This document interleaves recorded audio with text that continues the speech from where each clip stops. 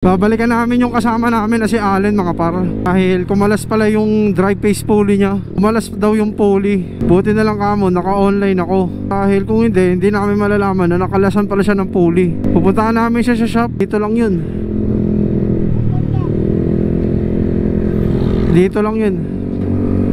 Ayan, binalikan namin siya mga par. Kasi di namin alam kung nasan na pala sila eh. Ayun oh.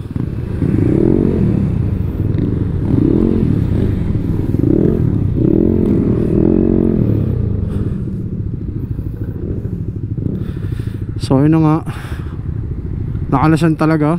Abirya mga par, dangerous. Buti na lang dito na sila sa ano, sa baba na kami. Kasi kanina nasa CK kami kumakain eh. So tignan natin ulit. Kumalas lang talaga. Yun, kumalas talaga. So retread yan, retread yan. Wala na, bilog na rin yung spline ng ano, pulley. Palitin na. So yun na nga mga par. So ito yung motor ni Allen. Bibuild pa ng bagong thread, welding in. Dahil wala na, kumalas na talaga mga par. Tapos yung pulley nya, hiw, ubos. Ubos. Ubos talaga.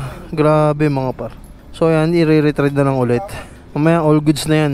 Ayan yung may-ari ng Aerox. Ayan na, wino-welding na. Tapos i-retread na yan mga par. Ayan, iispatan ni kuya.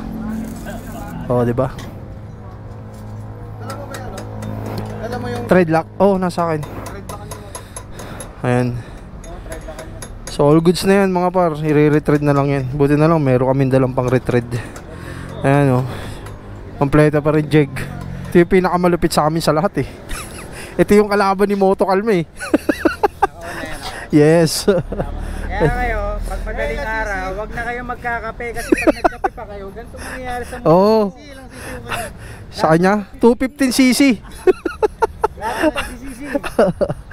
All goods na mga para yan. Wino-welding na. Mamaya tapos na yan. Saka ba kasi nagpunta kagabi? Isang Starbucks ka ba? Nararamdam ng ganitong pangyayari. No comment daw par.